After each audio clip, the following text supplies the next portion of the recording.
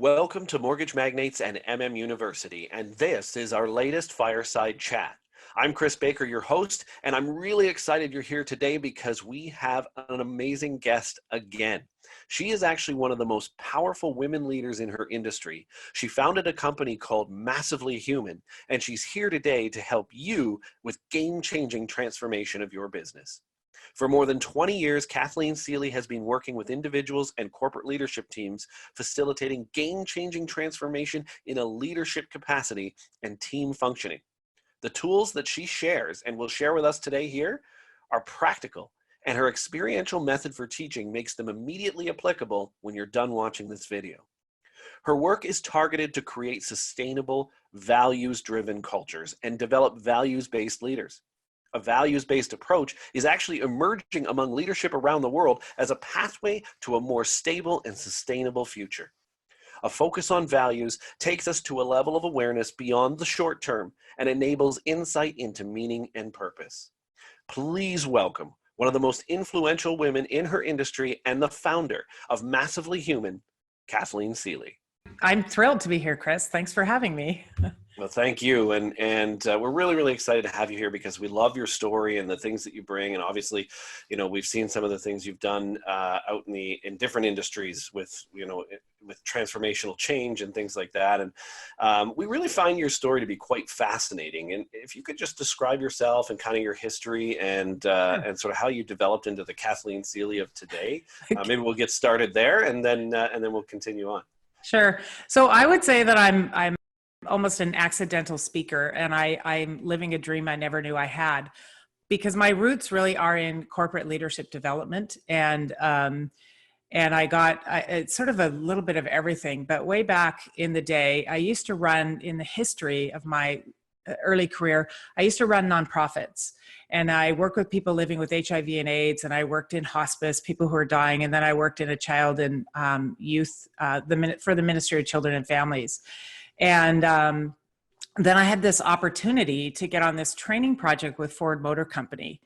And it's a complete plot twist, but my brother was doing some work with Ford Motor Company and they needed trainers to do harassment prevention training.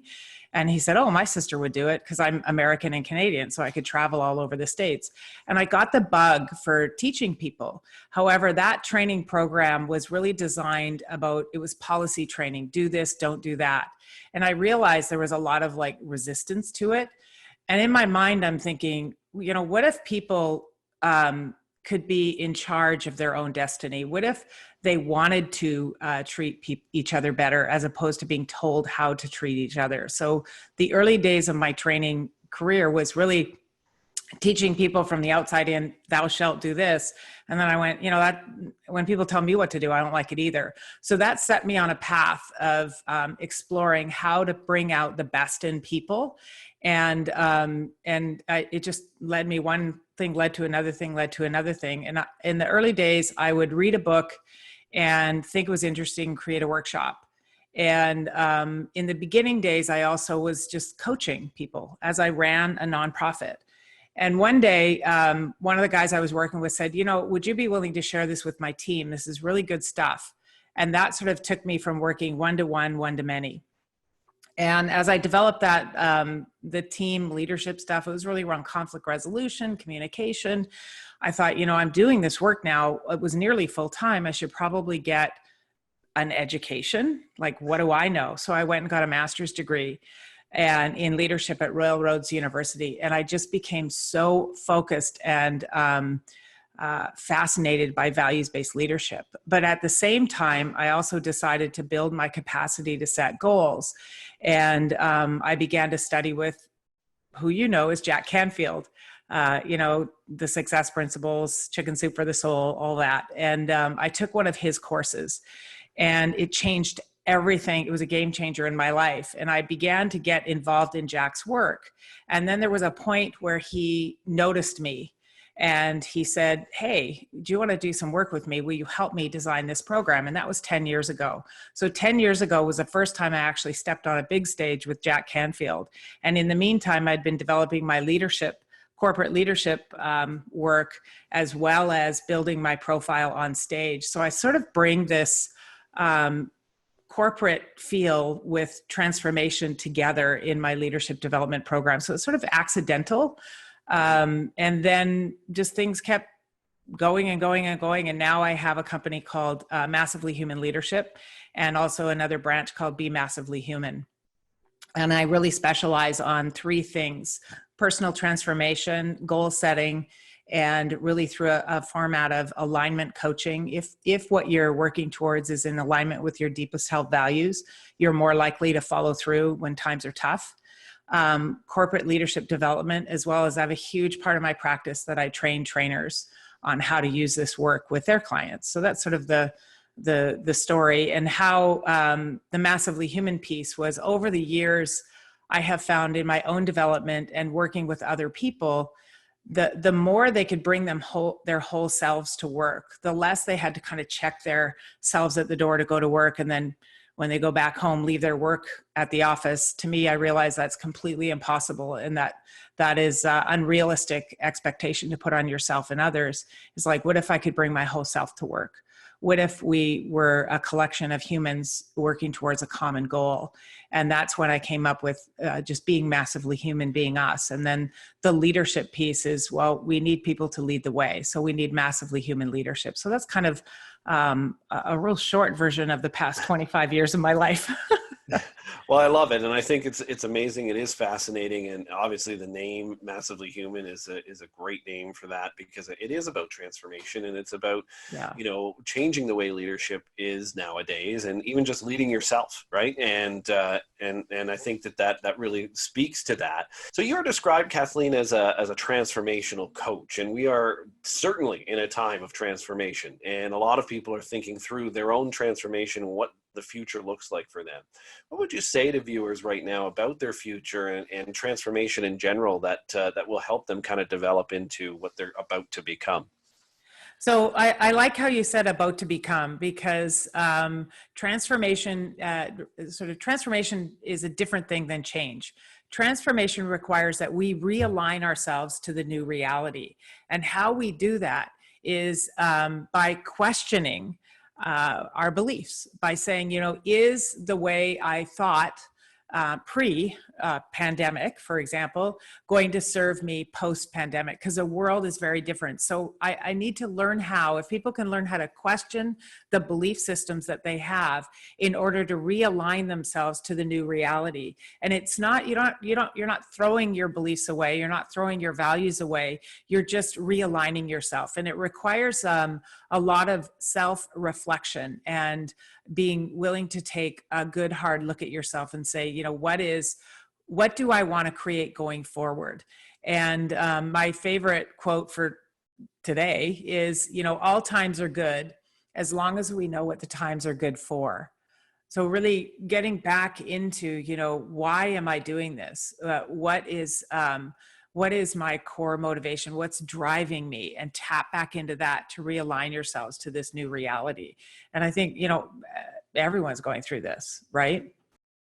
Absolutely. And I think that's kind of interesting, because everybody has to transform, but also the leaders have to transform. And we do have a lot of broker owners who will own a brokerage and have their own agents coming back to work soon. We are returning to those kind of return to work scenarios. Yeah. And, what would you say to a leader?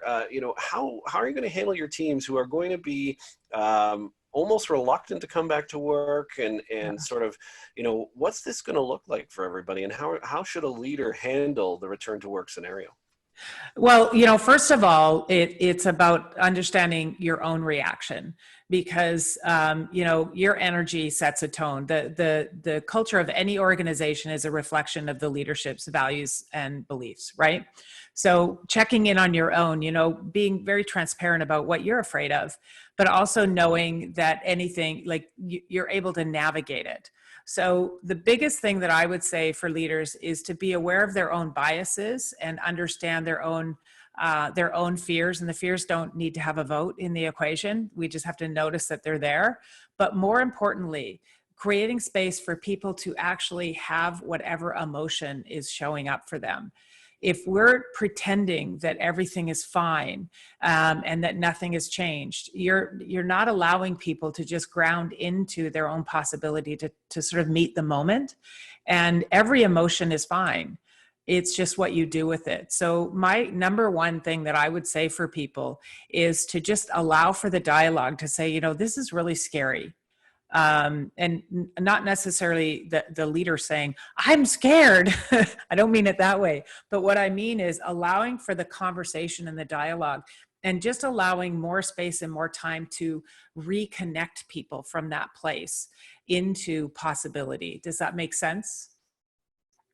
That totally makes sense. And you know what I think too, the other thing is it's trying to get the agents that are returning to work as well to be comfortable with their conversations with clients. So, how would you sort of speak to them too? Because they're also going to be the ones that they're going to have their own emotions and their own fears about returning to the work environment. But then they've got the clients they have to deal with who are going to have their own fears with dealing with people as well. So what would you say to them as well in that scenario? So again, just allowing for the space to have that conversation and to have give it a voice, but not a vote. So, talking to the client about, this is what's, let's just talk about what's real. What are you feeling? What's happening in your world? Let's connect from that place and acknowledge the fear. But again, it can have a voice, but not a vote in the equation. And fear really is coming from a story that we're telling ourselves that may or may not be true. We create catastrophic events like the world is crumbling. I'll never get back to normal. Well, here's what's true. There's no getting back to anything. We're building a bridge as we walk on it. And I think that the number one thing that everyone can do, be it with your clients, with your team, with your spouse, with your kids, is to create space for dialogue to talk about what's real. That just because we name it, it doesn't mean we have to let it have the vote, so to speak. Again, dialogue is key. And then inviting people to question the story, what's really happening right now in the moment, and stay present to that moment. For a leader or your broker going to meet their client, I think it's so important for them to be grounded in what's happening inside of them. Your energy, this, but whatever is going on inside of you is what you're giving off to other people, whether you're aware of it or not. So just become mindful of how you're approaching the situation and not getting swept away in that fear. I agree. And I think, it's funny because you really talk a lot about values-based leadership, and you've already mentioned it a number of times in this interview, which has been fantastic. And I think almost, the mortgage agents out there can kind of steer to that as almost leading their own clients in kind of a values-based way, right? And helping to give them the right advice at the right time about their mortgages, about their home ownership situation. Some of them may have lost jobs and things that are throwing a wrench into their ability to pay. So by using that values-based approach that you talk about, I think that's great for agents to be able to use. And when we talk about leaders on a values-based system, I mean, you do that. That's how you teach leaders. Is 100% on values, essentially, right? So tell us a little bit more about that. And do you have 2 or 3 tips that a leader can use when building a values-based culture? So there's a couple of things. First, we'll talk about the values piece and then the tips.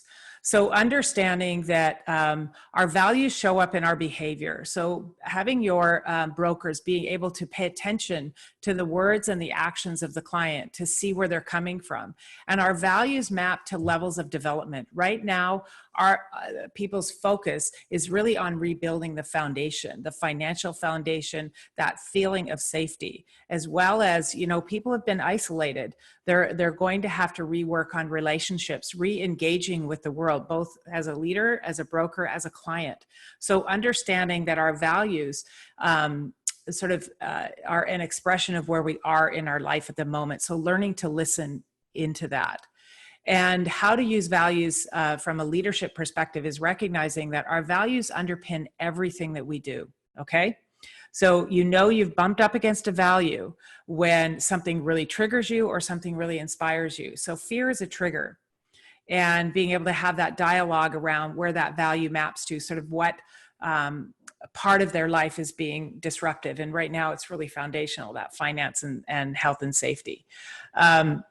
So thinking about in an organization is 3 things to pay attention to is, if I can live my values at work, the more I can live my values in my day-to-day work, the more engaged I am, the more I feel I can bring my whole self to work. And what does that look like? It looks like giving permission for people to have a conversation about what's up. The second thing is understanding how I fit with the big vision. So now more than ever, leaders need to have a compelling vision of where we're going. You know, we got this. I'm not talking about pretending or not acknowledging that this is a very disruptive time, but just saying, you know, I don't know where we're going necessarily.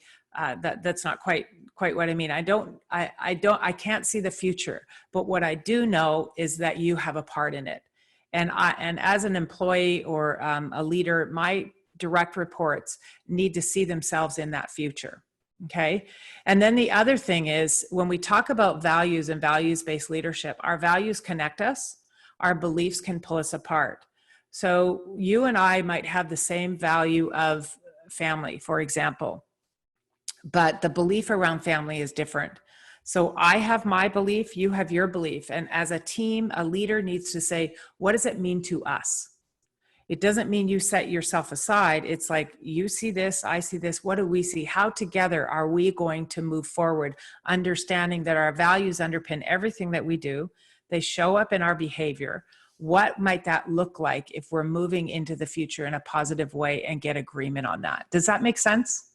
That totally makes sense. Okay. Yes, absolutely. Yeah. Yeah, and I think it's funny because that's going to also apply to the agents in the office too. I mean, they're leading them in that way, but the agents kind of have to do the same thing. They're solopreneurs essentially, and they're out there, you know, trying to fight for business. Right. And how do you think now that they're going to have to adapt to that new normal? How are they going to have to develop business now in a world where everybody questions everything at this point? Well, I think this may throw you for a loop, but I like when the day ends with more questions than answers, because that's means I'm moving into something new. If I knew all the answers to the questions, Chris, I'm repeating the past.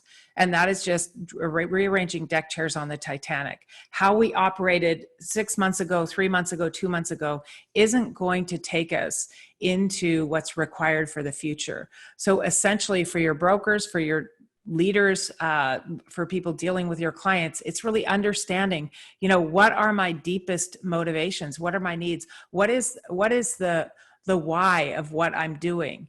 And then I'm able to figure out the how. If we get really stuck on this is a good thing is if we get stuck on the form, what something needs to look like, we lose the beauty of the function and possibility. And what I mean by that is, they had a story a few months ago about what success looked like and how they were going to get there. And that whole game is thrown out the door, right? So if they get stuck on what they thought it should look like, meaning the form, they're going to, that's not a successful model to work from, because that form doesn't exist anymore. But it's, what will that bring you? What were you trying to get out of that? Then we can open up new options for what the form might be.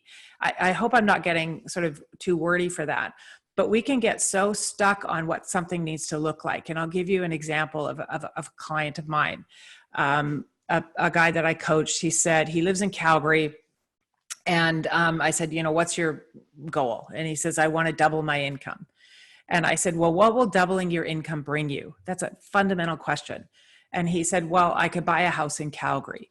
And I said, well, what will buying a house in Calgary bring you? And he says, well, it's a place that my family can come and stay with me.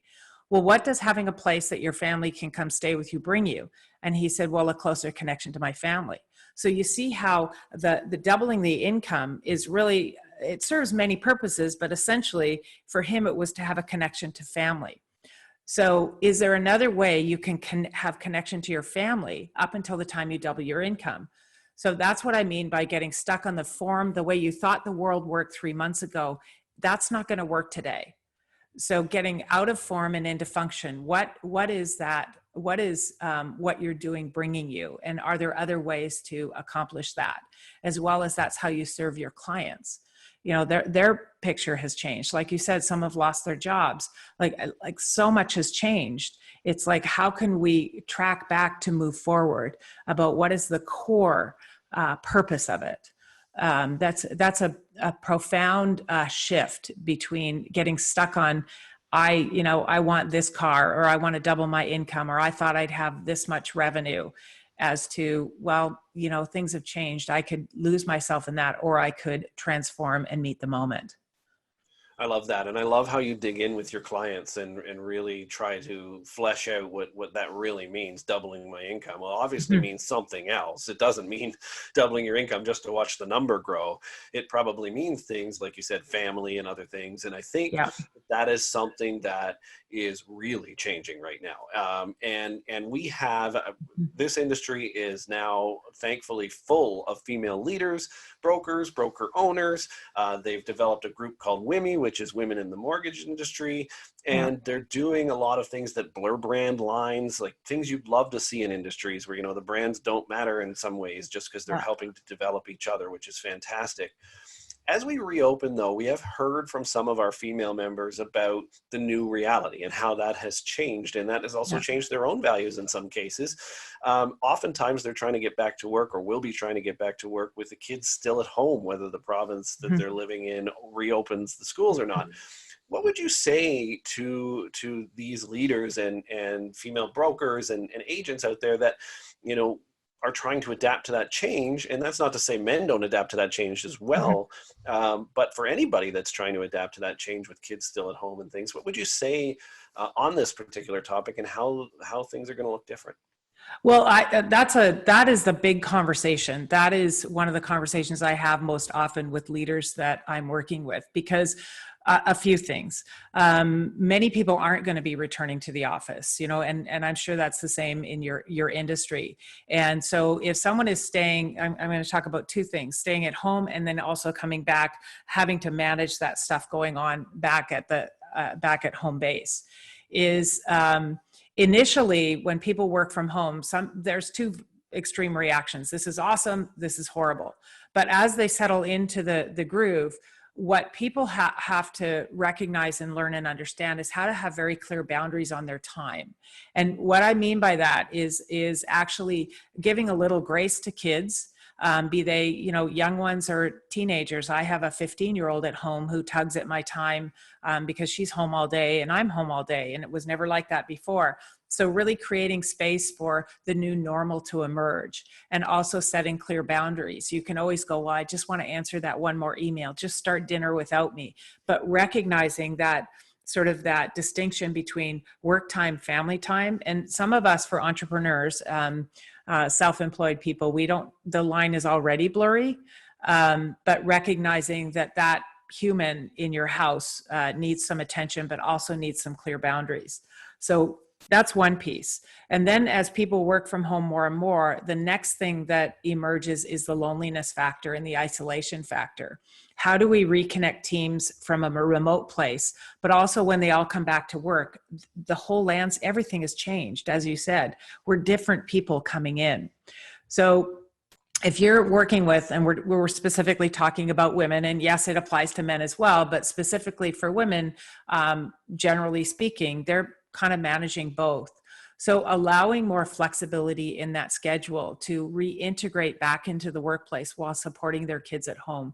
Because I would bet if you asked, what will this bring you? What will this bring you to any broker? The bottom line is really about creating a happy, healthy life of balance for their family and themselves. And to be able to allow them to ease back into that balance is important. It doesn't mean we drop the standard of excellence. It doesn't mean we don't have expectations, but we need to wiggle a bit on what it looks like. It's a new form. Okay. So crafting that together and letting people have a say in that new design. It's a tug. I mean, I travel up until, a few months ago, I traveled 2 weeks a month for my job, and I've done that forever. It's really difficult to, leave your heart at home. There's a lot of guilt around that. and helping people process the guilt. And the shift is so important. Again, the headline here, Chris, is dialogue, conversation, creating space and allowing for those conversations to take place and not to be afraid of them. If we can allow for the expression, the emotion doesn't run the show. Emotions don't go away, they just go underground, and they can pop up in weird ways if we don't just allow them to flow through us. Absolutely. And just to stay on that for just a moment, and I hope this isn't throwing a wrench at you because this question wasn't planned, but I think what we're seeing is a big shift and a big issue with mental health right now. And that could be even worse as we all start to return to work. Mm-hmm. Are you using that in your coaching? Is that something that you're talking to leaders and individuals about in your coaching now, is how to handle the mental aspect of returning to work, or even as you just spoke about, working from home and that new reality? Yeah. And, it is with myself, the people I work with, my kids, people around me, that's just what's real. And what's so good about this right now is we can't ignore it. So we have to create space for the conversation. And the thing that I share with my clients when I'm coaching them through sort of a difficult time is I invite them to examine their story. For example, every event that happens in our life is neutral. It has no meaning. Like the pandemic is neutral. It has no meaning, right? We give it meaning with our story. We give everything meaning. So if we are able to sort of tap into that space between the event, the neutral event, and how we respond to it, I say that's our ability to unpack our story and question, is this story true? And a real simple example of that, very simple, very true, kind of funny. I live in a small town. As you know, I live in British Columbia, a place called Salmon Arm. There's a place called Sycamoose 20 minutes away. I was driving there one day and I saw this guy driving his truck on the side of the road and his dog was running beside him. And in my mind, I'm like, look at that guy. He's so lazy. Some people shouldn't own dogs. I mean, I got worked up over a guy who didn't even know I existed. So then driving back from Sycamoose, I had a quick trip. I saw him in a field on crutches, throwing a ball for his dog with the ball thrower. Now, the point of my story is my point of sharing that with you is I had a story about this guy running in my head about he shouldn't have a dog. It was completely untrue. So I invite my clients to sit and let's talk about the story that you have going on in your mind. And what if it wasn't true? What if it's an old story that doesn't apply? And then we go into that form and function and what will it bring you question, really drilling down into those deeper motivations and that deeper awareness to uncover those blind spots and those patterns and those sort of defenses that we have created to keep ourselves, quote, safe in the world when the world isn't really unsafe, if we really dig in. So that's the kind of work I do. But it's not just all that digging in the personal stuff. It's really practical kinds of tools. If you need to have a difficult conversation, if you want to create space for your team to thrive, how can you integrate values conversations? It's really super practical, understanding yourself, but also now you need to walk away with an actual thing that you can do out of our conversation, right? So it's deep work, but also practical application. I love that. And it's interesting because I think, we talk about that mental health side of things and the story you're telling yourself, and maybe that story is not true. Yeah. I think I'm going to go in another direction here too, because it's just when you tell yourself that story, the story of your agents, if you're a leader, you're a broker owner right now that's looking at all your agents coming back, their story may have, we've been gone from these places for 3 months, so their stories are completely different and not what you knew before in any way. Something may have happened in the family during the time. Maybe one of them even, God forbid, got COVID. All these stories have changed. And now you're probably also going to have some people coming back saying, you know what, I don't think I'm going to make it. And I don't know if I'm going to be able to develop enough business to keep going with this. With that in mind, of that story that the leader or the broker owner has, now you've got an agent sitting in front of you at your desk. What does Kathleen Seeley say as the broker owner and the leader to that agent who's ready to just hang it up now? Knowing that you had a story in your mind of what and who they were before, How do you handle that conversation? Because that story is likely to change, and the reason you think they're doing this might not be what you think. Right. So everything that someone is experiencing is that experience would come from fear. So I would there would be sort of a lead up to this conversation, but reconnecting people, having a way to reconnect, but asking them, what is the payoff for believing that story? What do you get out of believing you should hang it up? What do you get out of believing that it's not possible for you to be successful? And then have them, what do you get something out of it? There's a payoff for everything. It may not be comfortable, but you know what? It can also just be familiar, and familiar isn't necessarily comfortable. So it's, what are you getting out of it? Kind of brainstorm that. And that's a real super confrontive conversation, but it can be held gently. And then, the next question is, well, what is the cost? What is that costing you to have that belief? And what if you believed everything it is possible? What if you believed the world is an abundant place? How might you change your behavior? And let's work on that. And I'll tell you, let's just do one or two things in the next week, acting as if you have the mindset that it's possible. You can always go back to it being impossible. So all of this, Chris, is a real head game, because there isn't any less money in the world.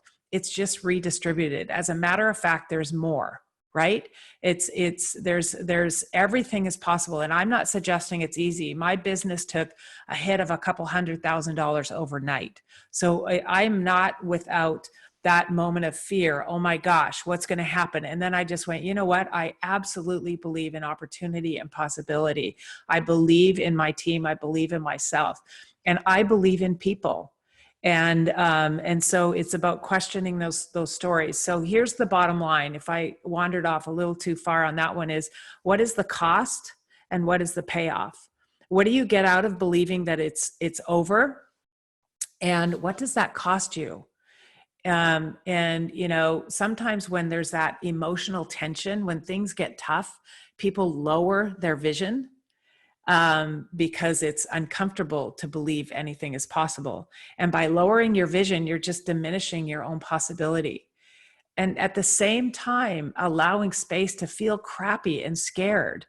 But you don't have to, again, it doesn't need a vote. It can come to the meeting, but you're not a voting member of this meeting.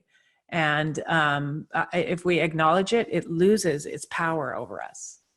I love that. Mm-hmm. That's an incredible insight on coaching and being able to really, what you talked about is also understanding their situation, where they're coming from, Mm-hmm. and making them understand that situation as well, and how to handle it. Yeah. If you could talk a little bit, actually, as we kind of get close to finishing up here, about the coaching that you provide, Mm-hmm. that your organization provides, and what your main focus in that coaching is, and how you kind of see that would be a part of maybe even the mortgage industry. So before I say that, thank you for letting me talk about that. The one thing that I would like to impart on anyone watching this is you aren't responsible for anyone's feelings. You don't have to save anyone. You can't get sad enough to make someone happy. You can't get sick enough to make someone better. But what you can do is create conditions for the expression of it, and have the confidence to know that nothing is going to come up that you can't hold space for. Allowing people to just be in their feeling and their emotion is the greatest gift you can have. And sometimes we try to stuff people down because we're afraid we can't cope with what's coming up. So I just wanted to leave with that, kind of to put a bow on that storytelling piece, and form and function, and what will it bring you? And, it's a rosy place. It's a very simple formula, but it is not easy. It requires sort of grinding it out, and a willingness to confront your own fears, as well as holding space for other people. So I wanted to say that. But with my coaching, there's a few different things that I do. It's really reflective coaching and alignment coaching. And what I do is I do an initial deep 360 assessment, and I get a deep personal history. And I look at where you are, what might be getting in the way, what are your strengths, what are your possibilities, and it's all mapped to values. And then we make sure that your action forward is aligned to your deeply held values. That's the personal growth piece of it. And then the leadership piece is I say, okay, how can you take the work that we're doing and share it with your team to allow them to understand how their values underpin everything they do, how their beliefs can sometimes get in the way. And I say leadership is not about being someone to lean on. It's about making the leaning unnecessary. So my coaching, the first half is really around getting to know you, developing your strategic narrative. Who are you and where are you going? And then be able to take that learning and practically apply it with your team or apply it with your clients. So it's very, very custom, very specific, but it's all built around a values model that I teach from. That's awesome. And I think that is the way that the world is going from both leadership perspective, but just even dealing with clients, as you just said, right? So, and we're really excited because you've sort of been working with your team on maybe something we can offer to people who are watching this now. We'll have more details, of course, on that shortly, but we're really appreciative of that. We're very grateful that you've done that for us and go extra and way beyond this interview. I really do appreciate that. And today's advice has been awesome. I think that everybody's going to really get a lot of good takeaways that they can walk out of this and actually use. And that's so important. Is there anything else you wanted to say or cover within this sort of conversation that you feel is important?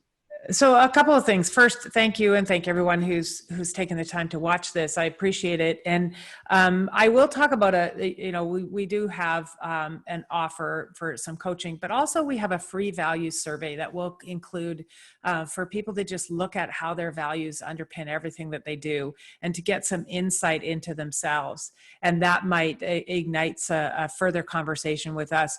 But, as an entrepreneur, I feel you.